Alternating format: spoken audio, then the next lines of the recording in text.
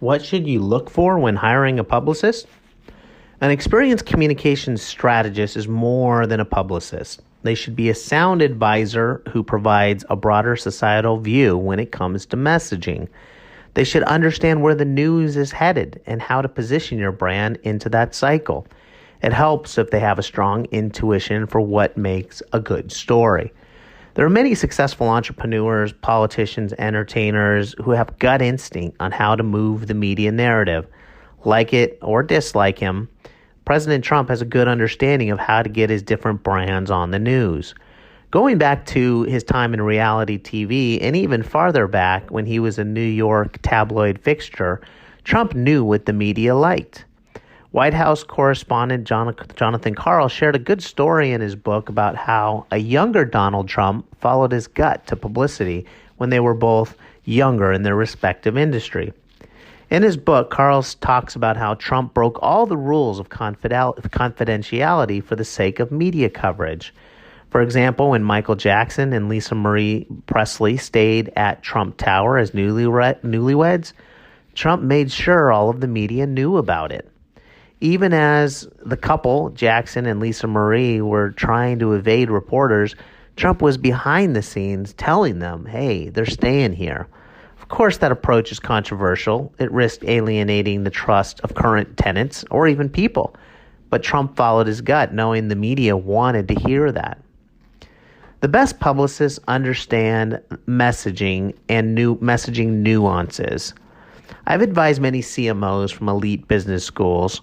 They have a deep understanding of business and marketing, and they're smart, probably smarter than me.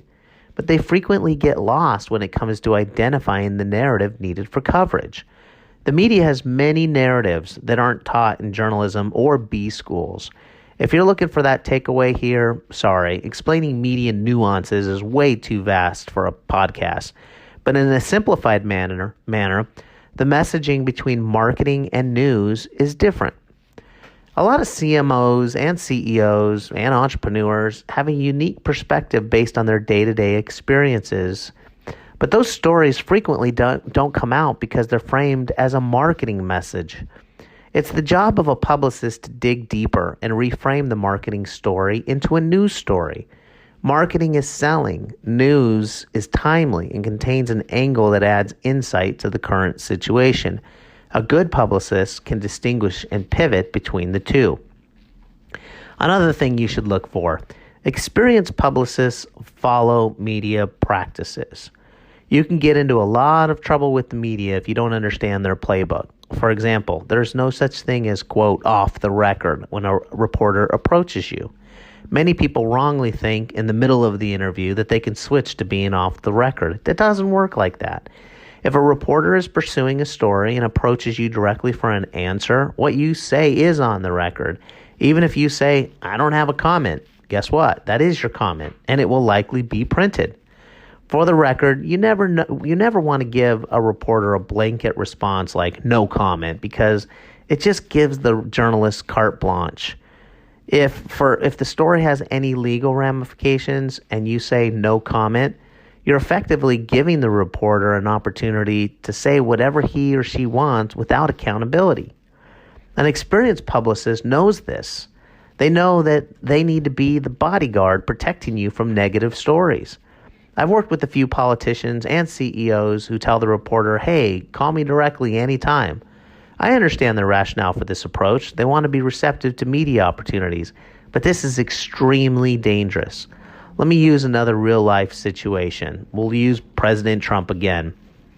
There is no shelter if Trump hears a question he doesn't want to answer. He might try to deflect or even attack the reporter, but that doesn't remove the question and answer it from the public record. When you have a media intermediary, you have a little more time to think through the responses and even debate the ramifications of a specific question. If Trump had an active press secretary fielding questions, he'd have more time to formulate a thoughtful answer and approach. Instead, what we used to see a lot on TV is him just walking up to reporters and talking to them.